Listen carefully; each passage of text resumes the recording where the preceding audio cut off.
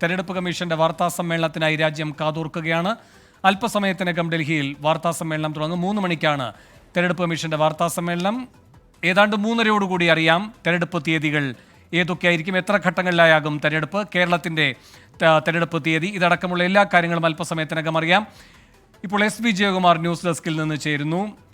NDAയുടെ സാധ്യതകൾ വിലയിരുത്താനായി. വിജയകുമാർ, 370 സീറ്റ് BJPക്ക്, 400 സീറ്റ് NDAക്ക്. ആ ആത്മവിശ്വാസത്തോടെ തന്നെയാണോ BJPയും NDAയും തെരഞ്ഞെടുപ്പിനെ നേരിടാൻ ഒരുങ്ങുന്നത്?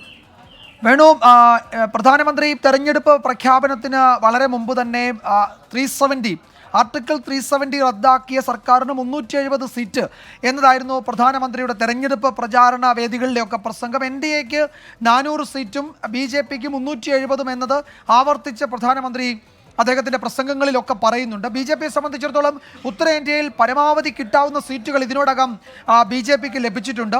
അതിൽ കൂടുതൽ സീറ്റുകൾ പ്രതീക്ഷിക്കുന്ന സംസ്ഥാനങ്ങൾ ഒന്ന് ഉത്തർപ്രദേശാണ്. അവിടെ കഴിഞ്ഞ തവണ ഉണ്ടായിരുന്നതിനേക്കാൾ ഒരു 10 സീറ്റുകൾ കൂടി നേടി ഏതാണ്ട് 78 സീറ്റുകൾ BJP NDA സഖ്യത്തിന് കിട്ടും എന്നാണ് BJP കേന്ദ്രങ്ങൾ വിലയിരുത്തുന്നത്. പരമാവധി സഖ്യങ്ങൾ, അതായത് വലിയ ആത്മവിശ്വാസം ഉണ്ടാകുന്നു എന്ന് BJP കേന്ദ്രങ്ങൾ പറയുമ്പോഴും കിട്ടാവുന്ന ചെറു പാർട്ടികളെ ഒക്കെ ഒപ്പം കൂട്ടുന്നുണ്ട് BJP. അതുകൊണ്ട് RLD, UPയിലെ പടിഞ്ഞാറൻ ഉത്തർപ്രദേശിലെ ജാട്ട് മേഖലയിലെ പ്രധാനപ്പെട്ട പാർട്ടിയായ ചൗധരി ചരൺ സിംഗിൻ്റെ കുടുംബം നയിക്കുന്ന പാർട്ടി RLDയെ ഒപ്പം നിർത്തിയിട്ടുണ്ട്. RLDയെ ഒപ്പം നിർത്തി ആ മേഖലയിലെ ജാട്ട് വോട്ടുകൾ, കർഷക സമരത്തിൻ്റെ സമയത്ത് BJPയിൽ നിന്ന് അകന്ന ജാട്ട് വോട്ടുകൾ തിരികെ കൊണ്ടുവരാൻ വേണ്ടി RLD ഒപ്പം നിർത്തിയിട്ടുണ്ട്. അത് ഹരിയാനയിലും ഗുണം ചെയ്യുമെന്ന് BJP കരുതുന്നു. ഹരിയാനയിലെ സഖ്യം അവസാനിപ്പിച്ച് ഒറ്റയ്ക്ക് മത്സരിക്കാനുള്ള തീരുമാനം BJP എടുക്കുന്നതൊക്കെ ഈ ചൗധരി ചരൺ സിംഗിൻ്റെ കുടുംബം BJPക്കൊപ്പം നിൽക്കുന്നു എന്ന ആത്മവിശ്വാസം തന്നെയാണ്. അവിടെ OBCയിൽ നിന്നുള്ള ഒരു പുതിയ മുഖ്യമന്ത്രിയെ കൂടി കൊണ്ടുവരുന്നു. അങ്ങനെ തെരഞ്ഞെടുപ്പിന് മുമ്പ് നടത്തേണ്ട ഹോംവർക്കുകൾ BJP പൂർത്തിയാക്കിയിട്ടാണ് തെരഞ്ഞെടുപ്പിനെ നേരിടാൻ ഒരുങ്ങുന്നത്. പക്ഷേ അപ്രതീക്ഷിതമായി ഇലക്ട്രൽ ബോണ്ടുമായി ബന്ധപ്പെട്ട വലിയ വിമർശനങ്ങൾ ഉയരുന്നുണ്ട്. ആ നിലയിൽ ഈ CAA ഏതെങ്കിലും തരത്തിൽ ബാക്ക്ഫയർ ചെയ്യുമോ എന്ന ആശങ്ക ചില കേന്ദ്രങ്ങളിൽ BJPക്കുണ്ട്. അങ്ങനെ അത്തരം ചില പ്രശ്നങ്ങൾ ഗ്രൗണ്ട് റിയാലിറ്റിയായി BJPക്ക് മുന്നിലുണ്ടെങ്കിലും അത് പ്രകടമാക്കാതെ വലിയ ആത്മവിശ്വാസത്തോടെയാണ് BJP തെരഞ്ഞെടുപ്പിനെ നേരിടുന്നത്. തെക്കേ ഇന്ത്യയിലേക്ക് വരികയാണെങ്കിൽ 130 സീറ്റുകൾ ആകെ ഇവിടെ തെക്കേ ഇന്ത്യയിലുള്ളത്. കഴിഞ്ഞ തവണ 30 സീറ്റുകൾ മാത്രമേ കിട്ടിയുള്ളൂ. അവിടെ ഏതെങ്കിലും സീറ്റുകൾ കൂടുതൽ നേടാൻ കഴിയുമോ? കർണാടകയിൽ കഴിഞ്ഞ തവണ അത്രയും സീറ്റുകൾ ഇത്തവണ നിലനിർത്താൻ കഴിയുമോ എന്ന് ഉറപ്പില്ല. അതുപോലെ തമിഴ്നാട്ടിൽ വലിയ പ്രതീക്ഷ BJP അർപ്പിക്കുന്നുണ്ട്. ഇപ്പോൾ രാമനാഥപുരത്ത് പ്രധാനമന്ത്രി തന്നെ മത്സരിച്ചേക്കുമെന്ന് പറയുന്നത്. പക്ഷേ ശക്തമായ ഒരു മുന്നണി അവിടെ BJPക്ക് ഇല്ല. PMK പട്ടാളി മക്കൾ കക്ഷി ആ മുന്നണിയിലേക്ക് വന്നിട്ടില്ല. ഇപ്പോൾ കൊങ്കുനാട് BJP വലിയ സ്വാധീനമുണ്ട് എന്നവർ പറയുന്ന അണ്ണാമലൈ സംസ്ഥാന പ്രസിഡന്റിൻ്റെ തട്ടകം കൂടിയാണ് കൊങ്കുനാട്. അവിടെ ഒരു പക്ഷേ കോയമ്പത്തൂരിൽ അദ്ദേഹം തന്നെ മത്സരിച്ചേക്കാം. അവിടെ DMK അവരുടെ സ്ട്രാറ്റജി മാറ്റുന്നുണ്ട്. അങ്ങനെയൊക്കെ പറയുമ്പോഴും വലിയ പോരാട്ടം അവിടെ നടത്തും. പാർട്ടി വലിയ തോതിൽ വളർന്നു എന്ന് BJP പറയുമ്പോഴും അത് വോട്ടായി മാറുമോ, സീറ്റായി മാറുമോ എന്നതിൽ ഒരു ഉറപ്പും ഇതുവരെ പറയാൻ കഴിയില്ല. എന്നാൽ ആന്ധ്രയിൽ കാര്യങ്ങൾ കുറച്ച് അനുകൂലമാകുന്നുണ്ട്. ചന്ദ്രബാബു നായിഡുവിനെയും പവൻ കല്യാണിൻ്റെ ജനസേനയും ഒപ്പം ചേർത്ത് അവിടെ NDA വിപുലീകരിച്ചിട്ടുണ്ട്.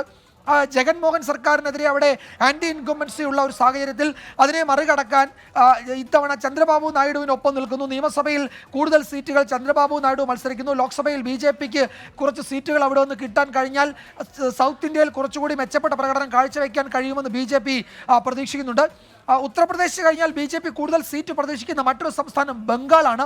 കഴിഞ്ഞ തവണ മമതാ ബാനർജിയെ ഞെട്ടിച്ച് 18 സീറ്റുകൾ ബംഗാളിൽ നേടിയിട്ടുണ്ട്. ഇത്തവണ അത് 25 ആക്കുമെന്നാണ് ഇന്നലെ അമിത്ഷാ പറഞ്ഞത്. 25 സീറ്റിൽ കൂടുതൽ ബംഗാളിൽ നേടും എന്ന് BJP അവകാശപ്പെടുന്നു. ഈ സന്ദേശ് ഖാലി പ്രശ്നമൊക്കെ ഉയർത്തി BJP തെരഞ്ഞെടുപ്പിനോട് അടുക്കുമ്പോൾ കുറെ കൂടി കടുത്ത പോരാട്ടം നടത്തുന്നുണ്ട് ബംഗാളിൽ. അവിടെ നിന്ന് കിട്ടുന്ന സീറ്റുകൾ BJPയെ സംബന്ധിച്ച് ഒരു ബോണസാണ്. മറ്റ് ഹിന്ദി ഹൃദയഭൂമിയിൽ കൂടുതൽ നേട്ടങ്ങൾ BJPക്ക് ഇനി ഉണ്ടാക്കാൻ കഴിയില്ല. കാരണം പരമാവധിയാണ്. രാജസ്ഥാനിൽ മുഴുവൻ സീറ്റുകളുണ്ട്, ഗുജറാത്തിൽ മുഴുവൻ സീറ്റുകളുണ്ട്, മധ്യപ്രദേശിൽ ഒരു സീറ്റ് മാത്രമേ നഷ്ടപ്പെട്ടിട്ടുള്ളൂ, ഡൽഹിയിൽ മുഴുവൻ സീറ്റുണ്ട്, ഹരിയാനയിൽ അതാണ് അവസ്ഥ. പഞ്ചാബ് കാര്യമായ പ്രതീക്ഷ BJPക്ക് ഇല്ല. അകാലിദൾ സഖ്യത്തിലേക്ക് വന്നിട്ടില്ല. മറ്റൊരു പ്രധാന സംസ്ഥാനം ഒഡീഷയാണ്. ഒഡീഷയിൽ അത്ഭുതകരമായി ഒരു സഖ്യത്തിന് BJP ശ്രമം നടത്തിക്കൊണ്ടിരിക്കുന്നത് ഭരണകക്ഷിയായ ബിജു ജനതാദളിലാണ്. ബിജു ജനതാദൾ അവിടെ നിയമസഭയിലേക്ക് കൂടുതൽ സീറ്റുകൾ മത്സരിക്കുകയും ലോക്സഭയിൽ BJP കൂടുതൽ സീറ്റിൽ മത്സരിക്കുകയും ചെയ്യുന്നു. അങ്ങനെയാണ് ഒരു ധാരണ. 14 സീറ്റ് അവിടെ BJP-ക്ക് വിട്ടുകൊടുക്കാം എന്ന് ബിജു ജനതാദൾ നവീൻ പട്നായിക് പറഞ്ഞിട്ടുണ്ട്. 100 സീറ്റിലധികം അവിടെ BJD ഒറ്റയ്ക്ക് മത്സരിക്കേണ്ട BJP പിന്തുണയ്ക്കാമെന്നാണ് അമിത്ഷാ പറയുന്നത്. പക്ഷേ ആ സഖ്യത്തിന് ഇതുവരെ ഒരു ധാരണയായിട്ടില്ല. പക്ഷേ ആ 14 സീറ്റ് BJP-ക്ക് അവിടെ ഈ പിന്തുണയോടെ BJD പിന്തുണയോടെ മത്സരിക്കാൻ കഴിഞ്ഞാൽ അത് നേരത്തെ ബംഗാളിലേത് നമ്മൾ നേരത്തെ ആന്ധ്രയിൽ പറഞ്ഞതുപോലെ ഒരു ബോണസ് ആകും. ആ സീറ്റുകൾ BJP-യെ സംബന്ധിച്ച് BJP എന്നത് യഥാർത്ഥത്തിൽ തെരഞ്ഞെടുപ്പ് കാലത്ത് മാത്രമേ സഖ്യമാകാതെയുള്ളൂ. ലോക്സഭയിലും രാജ്യസഭയിലും ഒക്കെ ഒരുമിച്ച് തന്നെയാണ് BJP-യുടെ ബില്ലുകൾ പാസ്സാക്കുന്നതിൻ്റെ എല്ലാ ഘട്ടത്തിലും രാജ്യസഭയിൽ BJP-ക്കൊപ്പം നിൽക്കുന്ന പാർട്ടിയാണ് BJD. അതുകൊണ്ട് അവർക്ക് ഒരു സഖ്യം അസാധ്യമല്ല. നവീൻ പട്നായിക്കിനെ സംബന്ധിച്ച് നരേന്ദ്രമോദിയുമായി കൈകോർക്കുന്നതിൽ എന്തെങ്കിലും ആശയപരമായ വിയോജിപ്പൊന്നും ഉണ്ടാകില്ല. എന്നാൽ ഈ സീറ്റ് ഷെയറിങ്ങിൻ്റെ കാര്യത്തിൽ BJP-യുടെ ഒഡീഷ ഘടകത്തിന് ചില വിയോജിപ്പുകളുണ്ട്. അവരെ വിശ്വാസത്തിലെടുത്ത് സഖ്യം ഉണ്ടാക്കുമെന്നാണ് ഇപ്പോഴും കിട്ടുന്ന വിവരം. അങ്ങനെ നോക്കുമ്പോൾ ഈ BJD അല്ലെങ്കിൽ ഇപ്പോൾ തമിഴ്നാട്ടിൽ പട്ടാളി മക്കൾ കക്ഷി അവിടേക്ക് പോയാൽ പഞ്ചാബിലേക്ക് പോയാൽ ശിരോമണി അകാലിദളിനെ തിരിച്ചു കൊണ്ടുവരാൻ നീക്കം നടക്കുന്നു. BJP വലിയ ആത്മവിശ്വാസം പ്രകടിപ്പിക്കുമ്പോഴും പരമാവധി കക്ഷികളെ NDA-യിൽ ഒരു കാലത്തുണ്ടാകുന്നു, പിന്നീട് തിരിച്ചു പോകുന്നു. അവരെ മടക്കി കൊണ്ടുവരാൻ തിരികെ വിളിക്കാനുള്ള ശ്രമം കൂടി നടത്തുന്നുണ്ട്. എന്തായാലും ഈ പറയുന്ന ഇതുവരെ വന്ന അഭിപ്രായ സർവേകളൊക്കെ BJP 300-ലധികം സീറ്റുകൾ നേടും, 350-ലധികം സീറ്റ് NDA നേടും എന്നത് തന്നെയാണ്. അത് BJP-യുടെ ആത്മവിശ്വാസം കൂട്ടുന്നുമുണ്ട്. പക്ഷേ ഗ്രൗണ്ട് റിയാലിറ്റി അത് ഒരു തെരഞ്ഞെടുപ്പ് പ്രചാരണം അതിൻ്റെ ഉച്ചസ്ഥായിൽ എത്തുമ്പോഴായിരിക്കും കുറെ കൂടി വ്യക്തമാവുക. വേണു. ശരി, എസ് വിജയകുമാറാണ് വിശദമായി BJP-യുടെയും NDA-യുടെയും സാധ്യതകൾ വിലയിരുത്തി.